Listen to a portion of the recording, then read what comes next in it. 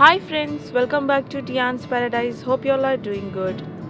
Day 3 Part 2ലേക്ക് എല്ലാവർക്കും സ്വാഗതം.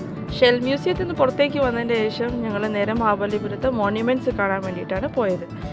ഇറങ്ങിയപ്പോൾ തന്നെ സമയം 2:50 അതുകൊണ്ട് നേരെ ലഞ്ചാണ് ആദ്യം കഴിക്കാൻ പോയത്. ഒരു റെസ്റ്റോറൻറ്റിൽ കയറി ലഞ്ച് കഴിച്ചതിന് ശേഷമാണ് അവിടുത്തെ സ്ഥലങ്ങൾ കാണാൻ വേണ്ടിയിട്ട് ഇറങ്ങിയത്. ഞങ്ങളവിടെ എത്തിക്കൊണ്ടിരിക്കുകയാണ്. ഫസ്റ്റ് തന്നെ നമ്മൾ എൻട്രി ചെയ്യുമ്പം കാണുന്നതാണ് ഈ ഒരു സ്കൾപ്ചർ. അതിനെ പറയുന്നത് ഡീസെൻറ്റ് ഓഫ് ദി ഗാങ്സ് എന്നാണ്. ഇവിടുത്തെ ഓരോരോ സ്കൾപ്ചേഴ്സിനും ഓരോരോ സെക്ഷൻസിനും അതിൻ്റേതായ ചരിത്രവും ഐതിഹ്യങ്ങളും ഉണ്ട്. കൂടുതലും പഞ്ചപാണ്ഡവർ, ദ്രൗപദി, ശ്രീകൃഷ്ണൻ അവരെ റിലേറ്റഡ് ആയിട്ടുള്ള സ്റ്റോറീസാണ് ഇവിടുത്തെ ഓരോ സ്കൾപ്ചേഴ്സിന് റിലേറ്റ് ചെയ്തിരിക്കുന്നത്. ഇപ്പം ഞങ്ങൾ പോയിക്കൊണ്ടിരിക്കുന്ന ഇവിടുത്തെ വേറൊരു ഇമ്പോർട്ടൻ്റ് ആയിട്ടുള്ളൊരു അട്രാക്ഷനാണ് കൃഷ്ണാസ് ബട്ടർ ബോൾ എന്ന് പറയും. അപ്പോൾ അവിടേക്ക് ടിക്കറ്റ് എടുത്തിട്ട് ഇപ്പോൾ വാക്ക് ചെയ്തുകൊണ്ടിരിക്കുകയാണ്.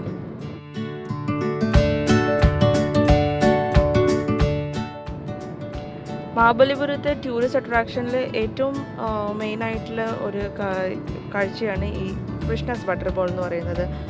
ഈ അടുത്ത് തന്നെ ചൈനീസ് പ്രസിഡൻറ്റും നമ്മുടെ പ്രൈം മിനിസ്റ്റർ നരേന്ദ്രമോദിയും മഹാബലിപുരം വിസിറ്റ് ചെയ്ത ഫോട്ടോഗ്രാഫ്സ് എല്ലാവരും ന്യൂസ് പേപ്പറിൽ കണ്ടിട്ടുണ്ടാവും. അത് കഴിഞ്ഞ് ഞങ്ങൾ വേറൊരു സെക്ഷനിലേക്കാണ് ഇപ്പോൾ പോയിക്കൊണ്ടിരിക്കുന്നത്. മഴയുണ്ടായിരുന്നു, അതുകൊണ്ട് തന്നെ ഒരു പ്രത്യേക ഭംഗിയായിരുന്നു ഓവറോൾ കാണാൻ. അങ്ങനെ മഴയും ആ റോക്സും പിന്നെ ഈ ഗ്രീനറി എല്ലാം കൂടെ ആയിട്ട്. ഈ കാണുന്നതാണ് രാജഗോപുരം. ഇത് കുറച്ച് ഹൈറ്റിലാണ് ഉള്ളത്, അതുകൊണ്ട് തന്നെ അവിടെ നിന്ന് നോക്കിക്കഴിഞ്ഞാൽ നമുക്ക് ലൈറ്റ് ഹൗസ് ഒക്കെ കാണാൻ പറ്റും. ലൈറ്റ് ഹൗസിൻ്റെ മേലെ ചെന്ന് നമ്മൾ താഴേക്ക് നോക്കുകയാണെങ്കിൽ മഹാബലിപുരത്തിൻ്റെ ഒരു ഫുൾ വ്യൂ തന്നെ കാണാം.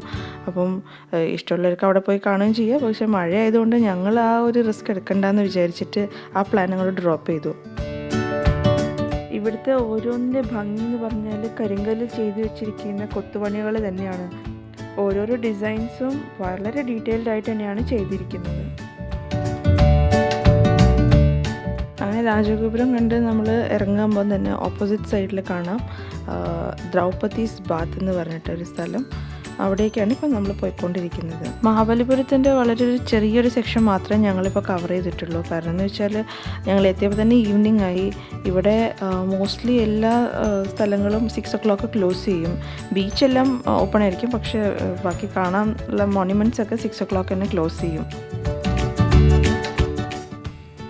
ഈ കാണുന്ന സ്റ്റെപ്സാണ് നമ്മൾ കയറിയിട്ട് ദ്രൗപദി ബാത്തിലേക്ക് പോകേണ്ടത്. ഇതിൻ്റെ മേലെ കയറിയാൽ തന്നെ കാണാം ഒരു വലിയ റോക്കിനെ കട്ട് ചെയ്തിട്ട് അതിൻ്റെ നടുവിൽ വെള്ളം കളക്ട് ചെയ്യുന്ന രീതിയിലാണ് അത് ഉണ്ടാക്കിയിരിക്കുന്നത്.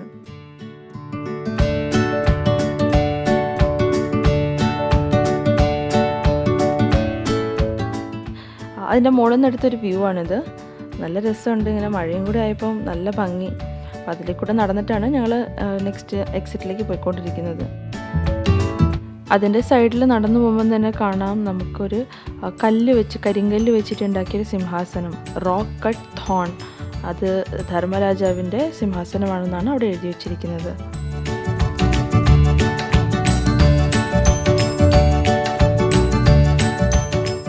അവിടെ നിന്ന് നേരെ പുറത്തേക്കാണ് പോകുന്നത്. പിന്നെ ഞങ്ങൾ എവിടെയും പോകാനൊന്നും നിന്നില്ല, കാരണം ഓൾറെഡി ലേറ്റായി. തിരിച്ച് ഞങ്ങൾക്ക് ചെന്നൈക്ക് ഡ്രൈവും ചെയ്യേണ്ടതായിരുന്നു. ഈ സ്ഥലങ്ങൾ കൂടാതെ പിന്നെ അവിടുത്തെ മെയിൻ അട്രാക്ഷൻ എന്ന് പറഞ്ഞാൽ ഒരു ഷോർ ടെമ്പിൾ ഉണ്ട്. അത് കൂടാതെ 5 രഥാസ് ഇതൊക്കെയാണ്. പിന്നെ മഹാബലിപുരം ബീച്ചുണ്ട്. ഇതൊക്കെ കൂടെ കാണാൻ തന്നെ ഒരു ഹാഫ് ഡേ സമയം വേണ്ടി വരും നമുക്ക്. അങ്ങനെ അവിടെ നിന്ന് നേരെ ഞങ്ങൾ ചെന്നൈക്ക് ഡ്രൈവ് ചെയ്യാണ് ചെയ്തത്. ഏകദേശം ഒരു 7:30 ഒക്കെ ആയപ്പോൾ തന്നെ ഞങ്ങൾ ചെന്നൈ റീച്ചായി.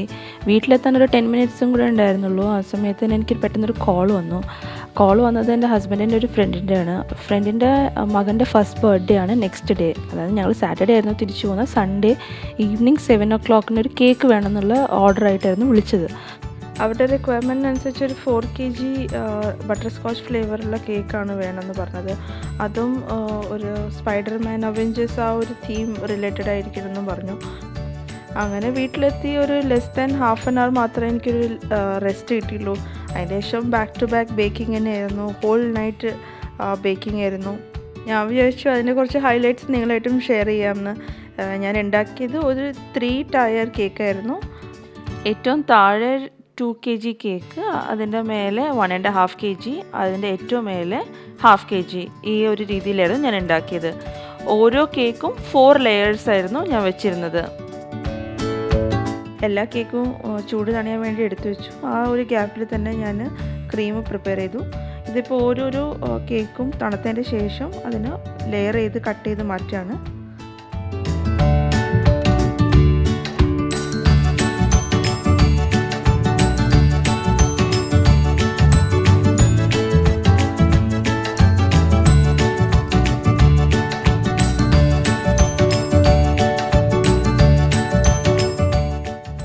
ഓരോ കേക്കിനെയും 4 ലെയറായിട്ട് കട്ട് ചെയ്ത് മാറ്റി വെച്ചിരിക്കുകയാണ് ഇപ്പോൾ.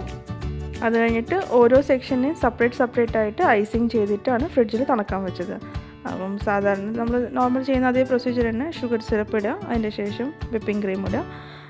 ബട്ടർ സ്കോച്ച് ആയതുകൊണ്ട് തന്നെ ഞാനതിൻ്റെ മേലെ കുറച്ച് നട്ട്സും പ്രിലൻസും പിന്നെ കാരമൽ സോസും കൂടി ഇട്ടിട്ടാണ് കേക്കിന് ഫില്ലിങ് ചെയ്തത്.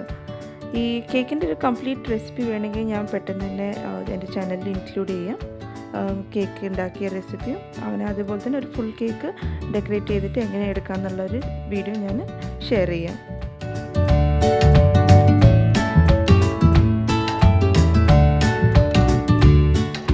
ഇതേപോലെ തന്നെ എല്ലാ ലെയറിലും സെയിം പ്രൊസീജിയർ തന്നെ റിപ്പീറ്റ് ചെയ്യണം. ഇതിപ്പോൾ ടോപ്പ് ലെയറാണ്. ഞാനിപ്പോൾ ചെയ്യുന്നത് എന്താണെന്ന് വെച്ചാൽ ജസ്റ്റ് ഒരു കുറച്ച് ക്രീം മാത്രം യൂസ് ചെയ്തിട്ട് ഇതിനെ ഫുള്ളും ക്രം കോട്ട് ചെയ്യാന്ന് പറയും. ക്രം കോട്ട് ചെയ്തിട്ട് ഇതിനെ ഫ്രിഡ്ജിൽ സെറ്റ് ചെയ്യാൻ വെക്കുകയാണ്. ഞാൻ രാത്രി തന്നെ ഇത്രയും പ്രൊസീജിയർ ഫിനിഷ് ചെയ്തിട്ടാണ് കിടന്നത്. 3 കേക്കിനെയും ക്രം കോട്ട് ചെയ്തിട്ട് ഫ്രിഡ്ജിൽ സെറ്റ് ചെയ്യാൻ വെച്ചു. എന്നിട്ട് നെക്സ്റ്റ് ഡേ എണീറ്റിട്ട് നമ്മളുടെ ഇഷ്ടമുള്ള കളറിൻ്റെ വിപ്പിംഗ് ക്രീം വെച്ചിട്ട് ഒന്നും കൂടെ ഒരു സെക്കൻഡ് കോട്ടിങ് കൂടെ കൊടുത്തിട്ട് പിന്നെ അതിൻ്റെ മുകളിൽ നമുക്ക് ഡെക്കറേഷനൊക്കെ ചെയ്യാമെന്നാണ് ഞാൻ വിചാരിച്ചത്. അപ്പോൾ ഇതാണ് ഇപ്പോൾ ഫ്രിഡ്ജിൽ ഇപ്പോൾ 3 സെക്ഷനും ഞാൻ ക്രം കോട്ട് ചെയ്തിട്ട് സെറ്റ് ചെയ്യാൻ വെച്ചു. ഇത് കഴിഞ്ഞപ്പോൾ തന്നെ ഒരു 4:30 ആയി ഏർലി മോർണിംഗ്.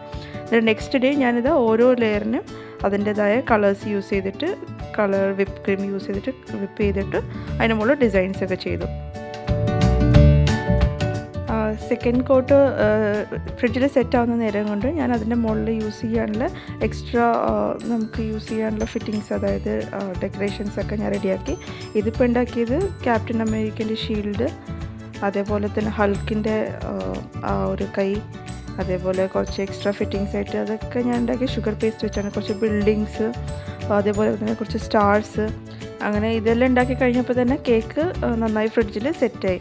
അത് കഴിഞ്ഞിട്ട് നമ്മൾ ഓരോരോ കേക്കിനെയും തനി എടുത്തിട്ട് സ്റ്റാക്ക് ചെയ്യുകയാണ് ചെയ്തത്.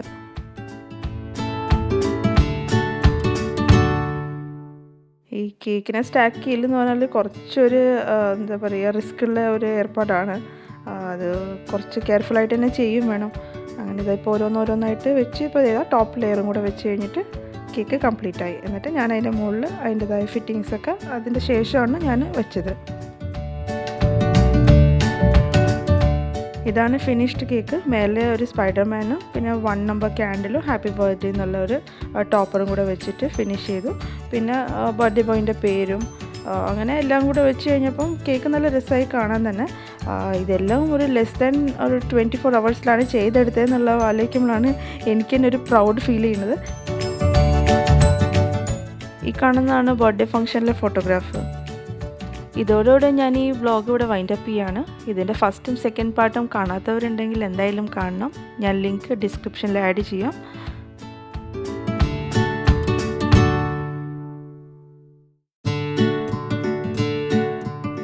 വീഡിയോ ഇഷ്ടമായിട്ടുണ്ടെങ്കിൽ എല്ലാവരും വീഡിയോന് ലൈക്ക് ചെയ്യാൻ മറക്കരുത്. അതേപോലെ തന്നെ നിർദ്ദേശങ്ങളും അഭിപ്രായങ്ങളും കമൻറ്റ് ബോക്സിൽ എഴുതി അറിയിക്കണം. പിന്നെ ചാനൽ സബ്സ്ക്രൈബ് ചെയ്യാത്ത ആരെങ്കിലും ഉണ്ടെങ്കിൽ ചാനലിനെ സബ്സ്ക്രൈബ് ചെയ്യാനും സപ്പോർട്ട് ചെയ്യാനും മറക്കരുത്.